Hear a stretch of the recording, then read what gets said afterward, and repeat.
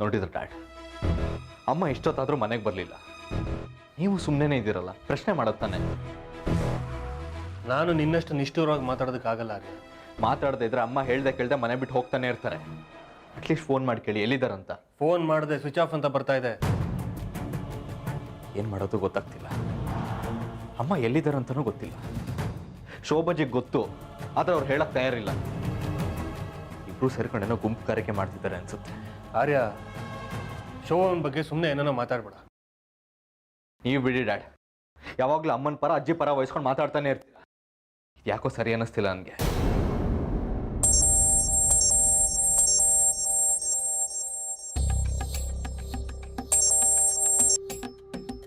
Hello, ನಾನು ಆದಿತ್ಯ ಮಾತಾಡ್ತಾ ಇದ್ದೀನಿ. ಅಮ್ಮನಿಗೆ ಫೋನ್ ಕೊಡಿ. ಅಮ್ಮನ ಫೋನು ಸ್ವಿಚ್ ಆಫ್ ಅಂತ ಬರ್ತದೆ. ಅವ್ರ ಹತ್ರ ಅರ್ಜೆಂಟಾಗಿ ಮಾತಾಡ್ಬೇಕು ನಾನು. ಏಯ್, ಏನು ಹೇಳ್ತಿದ್ಯಾ? ಆರ್ತಿ ಅವ್ರನ್ನ ನಿನ್ ಜೊತೆಲ್ಲ ಇಟ್ಕೊಂಡು ಈಗ ನನಗೆ ಫೋನ್ ಮಾಡಿ ಸ್ವಿಚ್ ಆಫ್ ಬರ್ತಾ ಇದೆ ಅಂತ ಹೇಳ್ತಾ ಇದ್ಯಾ? ಒಳ್ಳೆ ಮಾತಲ್ಲ. ಆರ್ತಿ ಅವ್ರನ್ನ ಕಳಿಸಿದ್ರೆ ಸರಿ. ಏನ್ ತಲೆ ಕೆಟ್ಟಿದ್ಯಾ ನಿಮ್ಗೆ? ಅಮ್ಮ ನನ್ನ ಜೊತೆ ಇದ್ದಾರೆ ಅಂತ ಯಾರು ಹೇಳಿದ್ ನಿಮ್ಗೆ? ಸುಳ್ಳು ಹೇಳ್ಬೇಡ ಅದೇ. ಏಯ್, ಇನ್ನು 1 ಗಂಟೆಲಿ ಅಮ್ಮ ಮನೆಗೆ ಬಂದು ಸೇರಿದ್ರೆ ಸರಿ, ಇಲ್ಲಾಂದ್ರೆ ಕಿಡ್ನಾಪ್ ಕೇಸಲ್ಲಿ ಇನ್ನು ಅರೆಸ್ಟ್ ಮಾಡ್ತೀನಿ. ಲೋ, ಸಾಕು ಸುಮ್ಮನೆರೋ. ಮಾತೆತ್ತಿದ್ರೆ ಅರೆಸ್ಟ್ ಮಾಡ್ತೀನಿ ಅಂತಲ್ಲ. ನಿನ್ನಂತ ಪೊಲೀಸವ್ರನ್ನ ಎಷ್ಟು ಜನ ನೋಡಿದೀನಿ ನಾನು. ನಾನು ಅಮ್ಮನ ಜೊತೆ ಇರಬಾರ್ದು ಅಂತ ನೀವುಗಳು ಸೇರಿ ಹೊಸ ಡ್ರಾಮಾ ಕ್ರಿಯೇಟ್ ಮಾಡ್ತಾ ಇದ್ದೀರಾ. ಡ್ರಾಮಾ ಮಾಡೋ ಕೆಲಸ ನಂದಲ್ಲ ಕಣೋ. ಅಂಥದ್ದೇನಿದ್ರು ಕರ್ಮ ನಿಂದು. ನೋಡು, ಸೈಲೆಂಟಾಗಿ ಫೋನ್ ಕಟ್ ಮಾಡಿ ಅಮ್ಮನ ವಾಪಸ್ ಕರ್ಕೊಂಬ, ಇಲ್ಲಾಂದ್ರೆ ನಾನೇ ನಿನ್ನ ಹುಡ್ಕೊಂಬರ್ತೀನಿ. ನೀವು ಬಂದರೂ ಸರಿ ಬಿಟ್ಟರು ಸರಿ, ಅಮ್ಮ ಎಲ್ಲಿದ್ದಾರೆ ಅಂತ ನನಗೆ ಗೊತ್ತಿಲ್ಲ. ನೀನು ನಂಬಿದ್ರೆ ನಂಬು, ಬಿಟ್ರೆ ಬಿಡು. ಇಡೋ ಫೋನು.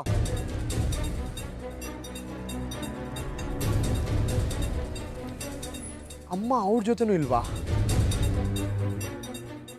ಎಲ್ಲಿಗೆ ಹೋಗಿರ್ಬೋದು? ಅಲ್ಲಿಗೆ ಹೋಗ್ಲಿಲ್ಲ ಅಂತ ಸುಳ್ಳು ಹೇಳಿ ಫೋನ್ ಕಟ್ ಮಾಡಿದೆ. ನನಗನ್ಸುತ್ತೆ ಆರ್ತಿ ಅವ್ರು ಅಲ್ಲೇ ಇದ್ದಿದ್ರೆ ಅವ್ನು ನನಗೆ ಫೋನ್ ಮಾಡಿ ಅಮ್ಮಂಗೆ ಫೋನ್ ಕೊಡಿ ಅಂತ ಕೇಳ್ತಾ ಇರಲಿಲ್ಲ. ಮತ್ತೆ ಅಮ್ಮ ಎಲ್ಲಿಗೆ ಹೋಗಿರ್ಬೋದು? ಮತ್ತೆ ಆರ್ತಿ ಅವರು ಮಿಸ್ಸಿಂಗ್ ಅನ್ಸುತ್ತೆ ಆರ್ಯ. No chance dad. ಅಮ್ಮ ಮತ್ತೆ ಮಿಸ್ ಆಗೋದಕ್ಕೆ ಸಾಧ್ಯ ಇಲ್ಲ. ಮತ್ತೆ ಎಲ್ಲಿಗೆ ಹೋಗಿರ್ಬೋದು? ನನಗೂ ಗೊತ್ತಿಲ್ಲ. ಆದರೆ ಶೋಭಾಜಿಗೆ ಗೊತ್ತು. ಆದರೆ ಅವ್ರು ಹೇಳಕ್ಕೆ ರೆಡಿ ಇಲ್ಲ. ಡ್ಯಾಡ್, ನೀವೇ ಕನ್ವಿನ್ಸ್ ಮಾಡಿ ಬಾಯಿ ಬಿಡಿಸ್ಬೇಕು.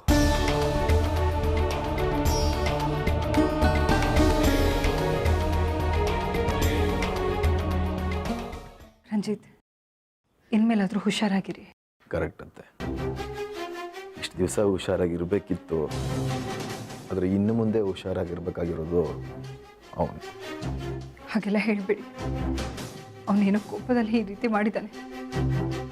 ಇತ್ತೀಚಿನ ದಿನ ಒಳ್ಳೆ ಅವಿವೇಕಿ ಥರ ಆಡ್ತಾ ಇದ್ದಾನೆ. ಅವನಿಗೆ ನಾನು ಬುದ್ಧಿ ಹೇಳ್ತೀನಿ ರಂಜಿತ್. ಹೇಳಿದ್ದೆ, ಬುದ್ಧಿ ಹೇಳಿ. ಅಲ್ಲ, ಅವನು ನಿಮ್ಮ ಮಾತು ಕೇಳೋ ಹಾಗಿದ್ದಿದ್ರೆ ಬದಲಾಗೋದಕ್ಕೆ ಇಷ್ಟು ದಿವಸ ಬೇಕಿತ್ತ? ನಿಮ್ಮ ಪ್ರಯತ್ನ ನೀವು ಮಾಡಿ, ನೀವು ಬುದ್ಧಿ ಹೇಳಿ, ನಾನು ಒದ್ದು ಬುದ್ಧಿ ಕಲಿಸ್ತೀನಿ.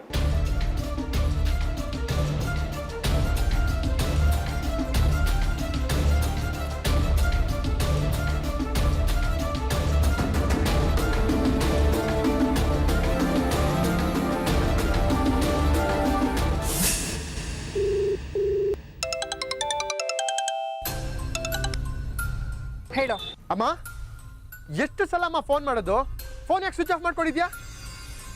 ಎಷ್ಟು ಸಲ ಟ್ರೈ ಮಾಡಿದೆ ಗೊತ್ತಾ? ಕೊನೆಗೂ ಆ ಸೂರ್ಯವ್ರಿಗೆ ಫೋನ್ ಮಾಡಬೇಕಾಗಿತ್ತು. ನೀನು ಮನೇಲಿದ್ರು ಇಲ್ಲ ಅಂತ ನಾಟ್ಕಾಡಿದ್ರು ಗೊತ್ತಾ? ಆಯ್ತಾ ನಿನ್ನ ಮಾತು? ಏನಮ್ಮ, ನಾನು ಮಾತಾಡ್ತಾನೆ ಇದ್ದೀನಿ, ಮಾತು ಮುಗಿತಾ ಅಂತ ಕೇಳ್ತಿದ್ಯಲ್ಲ? ಮತ್ತಿನ್ನೇನೋ ಹೇಳಬೇಕು. ನೀನು ಮಾಡಿರೋ ಗನಂದಾರಿ ಕೆಲಸಕ್ಕೆ ನಿನಗೆ ಸನ್ಮಾನ ಬೇರೆ ಮಾಡಬೇಕು. ರಂಜಿತ್ತು ಸಾವು ಬದುಕಿನ ಮಧ್ಯೆ ಹೋರಾಡ್ತಾ ಇದ್ದಾರೆ. ಅವ್ರನ್ನೀಗ ನಾನು ಹಾಸ್ಪಿಟ್ಲಿಗೆ ಅಡ್ಮಿಟ್ ಮಾಡಿ ಬಂದಿದ್ದೀನಿ. ನಿನ್ನಂಥ ಮಗನ ಹೆತ್ತಿದ್ದಕ್ಕೆ ಅನುಭವಿಸ್ತಾ ಇದ್ದೀನಿ ಅಷ್ಟೇ. ನೀನು ಯಾಕಮ್ಮ ಅವನ ಆಸ್ಪತ್ರೆ ಸೇರ್ಸಕ್ಕೆ ಹೋಗಿದ್ದೆ? ಸತ್ರ ಸಾಯ್ತಿದ್ದ. ಸಾಕ್ಷಿನೇ ಇಲ್ಲ ಅಂದಮೇಲೆ ಇವನ್ ಬದುಕಿದ್ ಏನು ಪ್ರಯೋಜನ? ಮುಚ್ಚೋ ಬಾಯಿ. ರಂಜಿತ್ ನಿನಗೇನೋ ಮಾಡಿದ್ರು? ಯಾಕೆ ಅವ್ರ ಮೇಲೆ ಈ ರೀತಿ ದ್ವೇಷ ಸಾಧಿಸ್ತಾ ಇದ್ಯಾ? ಇನ್ನೊಂದ್ಸಾರಿ ಅವ್ರ ತಂಟೆಗೆ ಹೋದ್ರೆ ನಾನು ಸುಮ್ಮನೆ ಎಲ್ಲ ಹೇಳ್ತಾ ಇದ್ದೀನಿ. ಅದು ಮಾತ್ರ ಸಾಧ್ಯ ಇಲ್ಲಮ್ಮ. ಅವನ್ನ ಬದುಕಿಸಿ ನನ್ನ ಮೇಲೆ ಸೇಡ್ ತೀರ್ಸ್ಕೊಳ್ಳೋಕೆ ಅವಕಾಶ ಮಾಡಿಕೊಟ್ಟಿದ್ಯಾ. ಅವನೀಗ ಪೆಟ್ಟು ತಿಂದಿರೋ ಹಾವು ನನ್ನ ಕಚ್ಚೋದಿಕ್ಕೆ ಬಂದೇ ಬರ್ತಾನೆ. ಆಗ ಅವನ್ನ ಮುಗಿಸ್ತೀನಿ ನಾನು. ಬೇಡ ಆದಿ, ನೀನ್ ತಪ್ಪು ಮಾಡ್ತಾ ಇದೀಯಾ. ಅದು ಮಾತ್ರ ಸಾಧ್ಯ ಇಲ್ಲಮ್ಮ. ಅವನ್ನ ಸಾಯಿಸೋವರೆಗೂ ನನಗೆ ನೆಮ್ಮದಿ ಇಲ್ಲ. ಅವನ್ನ ನಾನು ಸಾಯಿಸ್ತೀನಿ. ಒಂದು ಸಲ ಅವನ್ನ ನೀನು ಕಾಪಾಡ್ಬೋದು, ಆದರೆ ಪ್ರತಿ ಸಲ ಅಲ್ಲ. ಹಲೋ ಹಲೋ ಆದಿ, ಆದಿ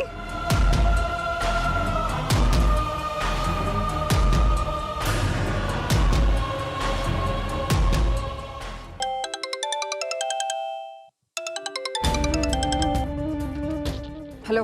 ಹಲೋ ಆರ್ತಿ ಅವರೇ, ಎಲ್ಲಿದ್ದೀರಾ ನೀವು?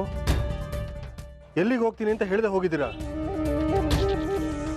ಮನೆ ಕಡೆನೇ ಬರ್ತಾ ಇದ್ದೀನಿ, ಬಂದ್ಮೇಲೆ ಹೇಳ್ತೀನಿ.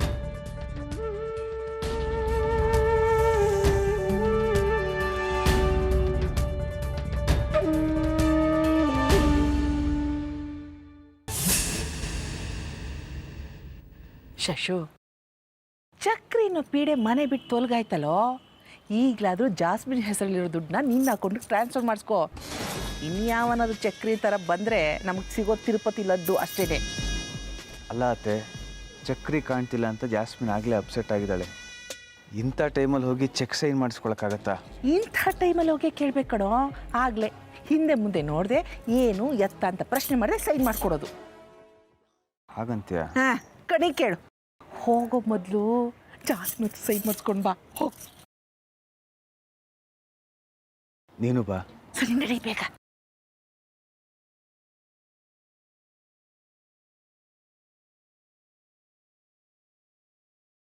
ಜಾಸ್ಮಿನ್, ತುಂಬ ಯೋಚನೆ ಮಾಡೋಕ್ಕೆ ಹೋಗಬೇಡ.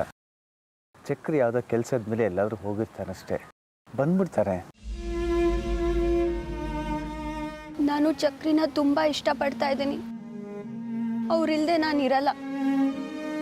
ಚಕ್ರಿಗೆ ಏನೂ ಆಗಿರಲ್ಲ, ಅವನೆಲ್ಲೂ ಹೋಗಿರಲ್ಲ. ಅವನಿಗೆ ಯಾವುದೋ ಇಂಪಾರ್ಟೆಂಟ್ ಕೆಲಸ ಬಂದಿರುತ್ತೆ ಅಷ್ಟೇ. ನೀನೇನು ಯೋಚನೆ ಮಾಡಬೇಡ.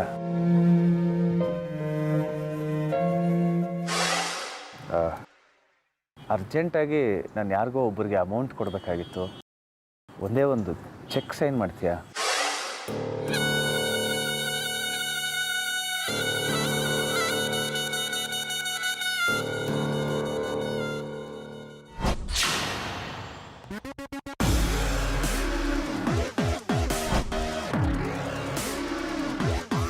ಹಾಯ್ ಜಾಸ್.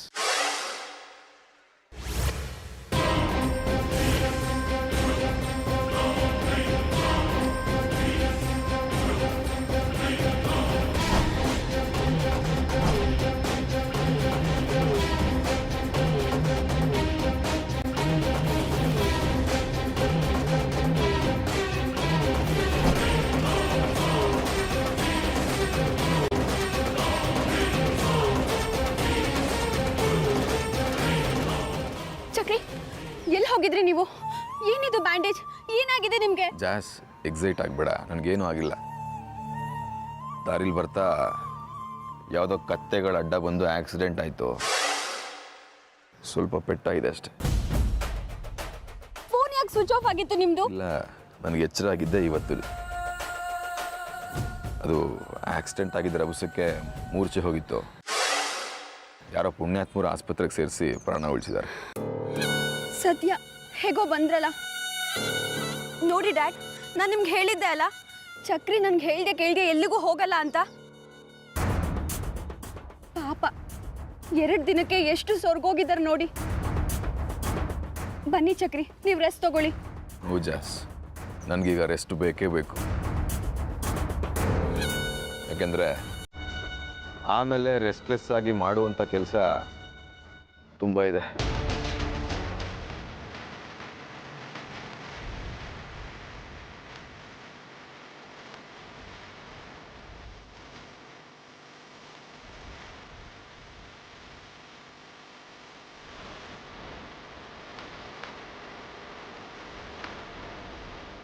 ಏನು ಶಶಿ ಇದು? ಸತ್ತು ಹೋಗಿದ್ದಾನೆ ಅನ್ಕೊಂಡ್ರೆ ಬದುಕು ಬಂದಿದ್ದಾನಲ್ಲೋ. ಬಟ್ಟೆ ಮಕ್ಕಳು ದುಡ್ಡು ತಗೊಂಡು ಮೋಸ ಮಾಡಿದ್ದಾರೆ.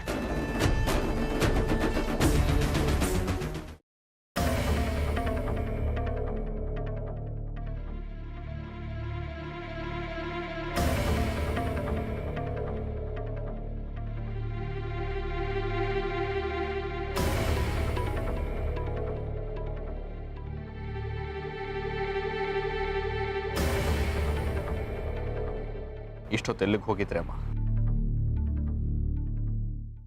ಅದೆಲ್ಲ ಯಾಕೆ ಹೇಳಬೇಕು? ನನಗೆ ಗೊತ್ತಾಗಬೇಕು ಅಷ್ಟೇ.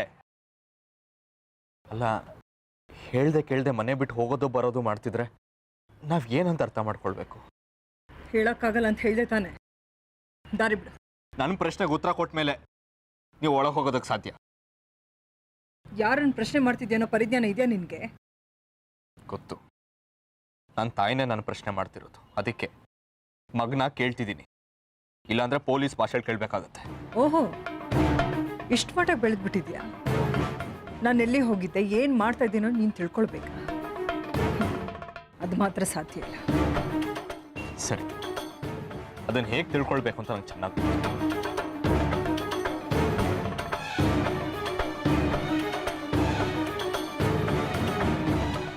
ನೀವು ಹೀಗೆ ಮಾಡ್ತಿದ್ರೆ ಹಳೆ ಸಂಬಂಧಗಳನ್ನ ಕಳ್ಕೊತೀರ. ನಿಮಗೆ ನನ್ನ ಮೇಲೆ ನಂಬಿಕೆ ಇದ್ದರೆ ಸಂಬಂಧಗಳು ಹಾಳಾಗಲ್ಲ, ಉಳ್ಕೊಳ್ಳುತ್ತೆ.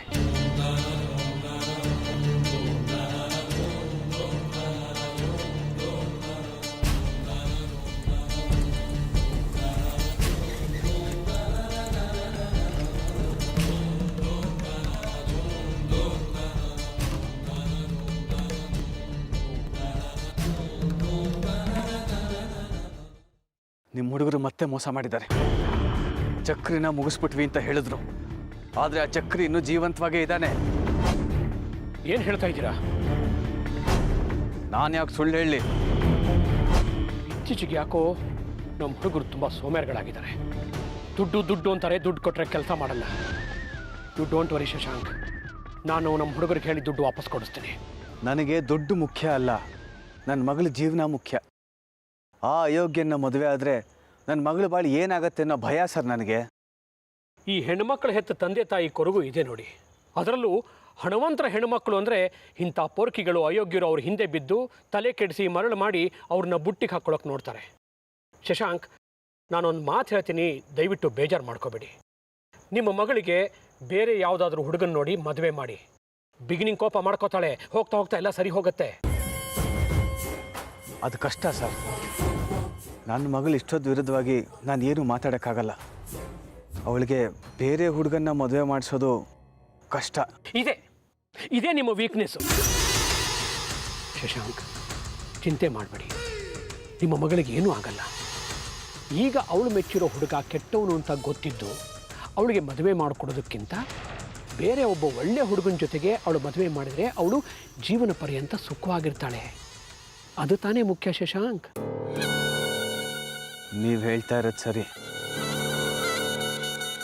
ನನ್ನ ಮಗಳ ಮನಸ್ಸನ್ನು ಚೇಂಜ್ ಮಾಡಿ ಅವಳ ಜೊತೆ ಜೀವನ ಪೂರ್ತಿ ಬಾಳ್ವೆ ಮಾಡೋಂಥ ಹುಡುಗ ಸಿಕ್ಕಿದ್ರೆ ನಾನು ಅವಳಿಗೆ ಬೇರೆ ಮದುವೆ ಮಾಡೋಕ್ಕೆ ರೆಡಿ.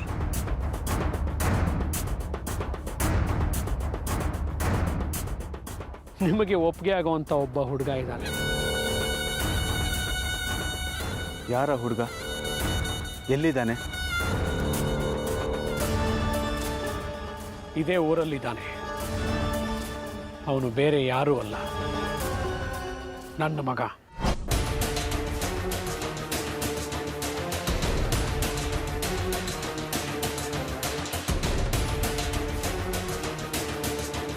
ಅವನು ಮನಸ್ಸು ಮಾಡಿದರೆ ಚಕ್ರಿನ ಪ್ರೀತಿಸ್ತಾ ಇರೋ ನಿಮ್ಮ ಮಗಳ ಮನಸ್ಸನ್ನು ಚಿಟಿಕೆ ಹೊಡೆಯೋದ್ರಲ್ಲಿ ಚೇಂಜ್ ಮಾಡೋ ಚಾಣಾಕ್ಷ. ಹೇಗಿದ್ರೂ ನಮ್ಮಿಬ್ಬರು ಸ್ಟೇಟಸ್ಸು ಒಂದೇ, ಬಿಸ್ನೆಸ್ಸು ಒಂದೇ. ಹಾಕಿದ್ಮೇಲೆ ನಾವಿಬ್ಬರು ಸಂಬಂಧ ಬೆಳೆಸಿ ಬೀಗ್ರ್ಯಾಕಾಗಬಾರ್ದು. ನೀವು ಹ್ಞೂ ಅನ್ನೋದಾದರೆ ನಾನು ನನ್ನ ಮಗನ ಹತ್ರ ಮಾತಾಡ್ತೀನಿ.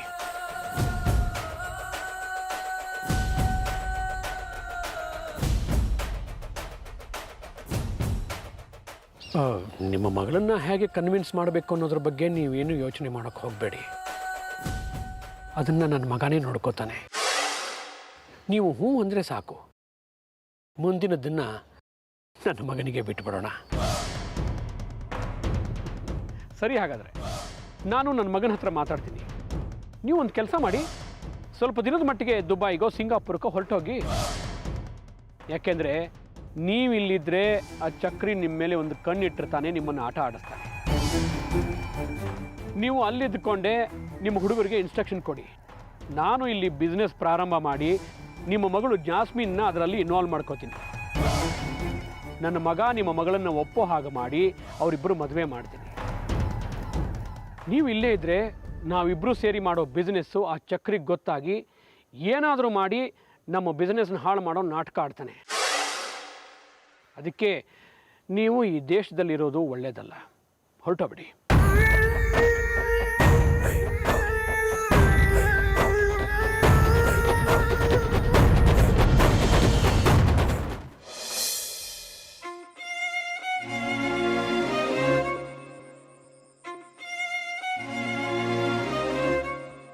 ಇನ್ನೂ ಏನೇ ಯೋಚನೆ ಮಾಡ್ತಾ ಇದೆಯಾ? ರಂಜಿತಿಗೆ ಏನಾಗುತ್ತೋ ಅನ್ನೋ ಆತಂಕ ಇತ್ತು. ಆದರೆ ಆ ದೇವ್ರ ದಯದಿಂದ ಅವನು ಪ್ರಾಣಾಪಾಯದಿಂದ ಪಾರಾದ. ಇನ್ನು ಯೋಚನೆ ಮಾಡೋ ಅವಶ್ಯಕತೆ ಇಲ್ಲ ಅಂತ ನನಗನ್ಸುತ್ತೆ.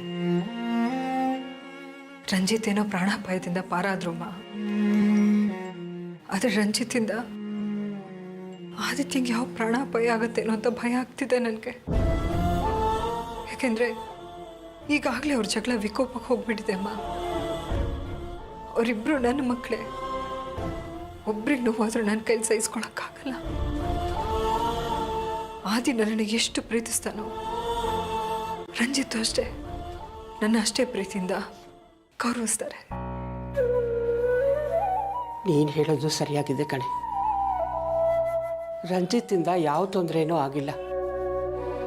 ತೊಂದರೆ ಆಗ್ತಿರೋದು ನಮ್ಮ ಆದಿಯಿಂದಾನೆ. ಆದರೆ ಅವನು ಅದನ್ನು ಅರ್ಥನೇ ಮಾಡ್ಕೊಳ್ತಾ ಇಲ್ಲ. ಈ ಪರಿಸ್ಥಿತಿಯಲ್ಲಿ ರಂಜಿತ್ ಹತ್ರ ನೀನೇನೂ ಮಾತಾಡೋಕ್ಕಾಗಲ್ಲ. ಹಾಗಂತ ಸುಮ್ಮನೆ ಇದ್ರೆ ಆದಿ ಪ್ರಾಣಕ್ಕೆ ಅಪಾಯ ಕಣೆ. ಅದಕ್ಕೆ ನಾನು ನಿರ್ಧಾರಕ್ಕೆ ಬಂದಿದ್ದೀನಿ. ಅದು ತಪ್ಪೋ ಸರಿನೋ ನನಗೆ ಗೊತ್ತಿಲ್ಲ. ಏನು ಮಾಡಬೇಕು ಅಂತಿದ್ಯಾ? ಆದಿತ್ಯ ನಿರೋಷನ ತುಂಬ ಪ್ರೀತಿ ಮಾಡ್ತಾ ಇದ್ದ. ಅವಳನ್ನ ಮದುವೆ ಆಗಬೇಕು ಅನ್ನೋ ಹೊತ್ತಿಗೆ ಮದುವೆ ಮಂಟಪದಿಂದನೇ ಎದ್ದು ಹೋದ. ರಂಜಿತ್ಗೆ ಆದಿತ್ಯನ ಮೇಲೆ ದ್ವೇಷ ಹುಟ್ಟೋಕೆ ಇದು ಒಂದು ಕಾರಣ ಅಮ್ಮ. ಅದಕ್ಕೆ ನಿರೋಷನ ಹುಡುಕಿ ಆದಿತ್ಯನ ಜೊತೆ ಮದುವೆ ಮಾಡಿಸೋಣ ಅಂತ.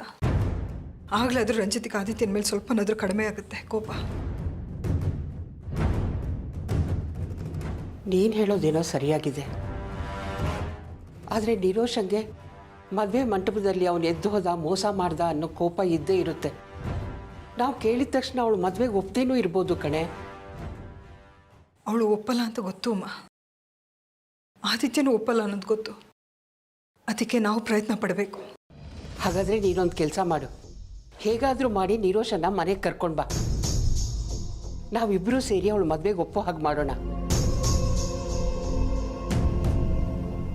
ಹಾಗಂತ ಆದಿನೂ ಒಪ್ಸೋದು ನಮ್ಮ ಕೆಲಸ ಆಗಿರುತ್ತೆ. ಖಂಡಿತ ಅಮ್ಮ.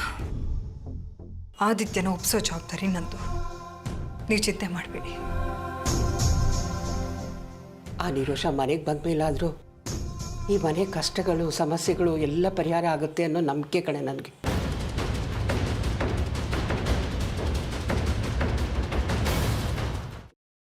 ಏನು ಬರೋದಕ್ಕೆ ಹೇಳಿದ್ದು? ನಿನ್ನ ಹತ್ರ ಒಂದು ವಿಷಯ ಹೇಳಬೇಕಾಗಿತ್ತು. ಅದೇ ಏನು ವಿಷಯ ಅಂತ ಕೇಳ್ತಿರೋದು. ಪೀಠಿಗೆ ಬೇಡ. ನಿಮ್ಮ ಹತ್ರ ಜಾಸ್ತಿ ಮಾತಾಡೋಕ್ಕೆ ನಂಗೆ ಟೈಮ್ ಇಲ್ಲ, ಹೆಚ್ಚಾಗಿ ಇಷ್ಟ ಇಲ್ಲ. ನನ್ನ ಫ್ರೆಂಡ್ ಮಗಳನ್ನ ಯಾವನೋ ಒಬ್ಬ ಪೊರ್ಕಿ ಅವಳು ತಲೆ ಕೆಡಿಸಿ ಲವ್ ಮಾಡ್ತೀನಿ ಅಂತ ಹೇಳಿ ನನ್ನ ಫ್ರೆಂಡ್ ಆಸ್ತಿ ಹೊಡೆಯೋದಕ್ಕೆ ಸಂಚು ಮಾಡ್ತಿದ್ದಾನೆ. ನೀನು ಆ ಹುಡುಗಿ ಮನಸ್ಸನ್ನು ಬದಲಾಯಿಸಿ ನಿನ್ನ ಕಡೆ ಮಾಡಿಕೊಂಡು ನೀನು ಅವಳನ್ನೇ ಮದುವೆ ಮಾಡ್ಕೋಬೇಕು ಅಂತ ಹೇಳೋದಕ್ಕೆ ನಾನು ಇಲ್ಲಿ ಕರೆಸಿರೋದು.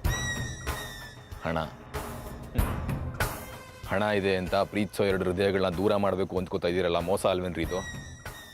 ರಂಜಿತ್, ನಿನ್ನ ಸಾಕ್ಷಿ ಥರ ಪವಿತ್ರವಾದ ಪ್ರೀತಿ ಇದ್ದಿದ್ರೆ ನಾನು ದೂರ ಮಾಡೋ ಅಗತ್ಯ ಇರಲಿಲ್ಲ. ಆದರೆ ಇದು ಆಸ್ತಿಗೋಸ್ಕರ ಹುಟ್ಕೊಂಡಿರೋಂಥ ಪ್ರೀತಿ. ನೀನು ಆ ಹುಡುಗಿನ ಮದುವೆ ಆದರೆ ಅವನ ಸಮಸ್ತ ಆಸ್ತಿಗೆ ನೀನೇ ಒಡೆಯ ಆಗ್ತೀಯ. ನಿನ್ನ ಜೀವನ ಆರಾಮಾಗಿರುತ್ತೆ. ಈ ದರಿದ್ರ ಬುದ್ಧಿನ ಇನ್ನೂ ಬಿಟ್ಟಿಲ್ವಾ ನೀವು? ನೋಡಿ, ನನಗೆ ಮದುವೆ ಆಗಿದೆ, ಮತ್ತೆ ಮದುವೆ ಆಗೋ ಯಾವ ಯೋಚನೆ ಕೂಡ ಇಲ್ಲ ನನಗೆ. ನಿನಗೆ ಮದುವೆ ಆಗಿತ್ತು, ಆದರೆ ಸಾಕ್ಷಿ ಈಗ ಬದುಕಿಲ್ಲ, ಮಣ್ಣಲ್ಲಿ ಮಣ್ಣಾಗಿ ಹೋಗಿದ್ದಾಳೆ. ನೀನು ಅವಳ ನೆನಪಲ್ಲಿ ಎಷ್ಟು ಅಂತ ಒಂಟಿ ಜೀವನ ನಡೆಸ್ತೀಯೋ? ಕರೆಕ್ಟ್. ನಿಮ್ಮ ಪಾಲಿಗೆ ಅವಳು ಬದುಕಿಲ್ಲ, ನನ್ನ ಪಾಲಿಗೆ ಅವಳು ಇನ್ನೂ ಬದುಕಿದ್ದಾಳೆ. ಅಯ್ಯೋ, ಎಲ್ಲ ಮುಗಿದು ಹೋಯ್ತು ಅಂತ ಮಾತಾಡ್ತಿದ್ದೀಯಲ್ಲೋ. ನಿನಗಿನ್ನೂ ಚಿಕ್ಕ ವಯಸ್ಸು, ನಾನು ಬಲವಂತ ಮಾಡಲ್ಲ. ನಿನಗೆ ಒಂದ್ಸಲ ಹುಡುಗಿನ ತೋರಿಸ್ತೀನಿ, ನಿನಗಿಷ್ಟ ಆದರೆ ಮುಂದಿನ ಮಾತಾಡೋಣ. ಬೇಕಾಗಿಲ್ಲ ಒಂದ್ಸಲ ಅವಳು ಮುಖನಾದರೂ ನೋಡೋ. ರೀ. ನಿಮಗೆ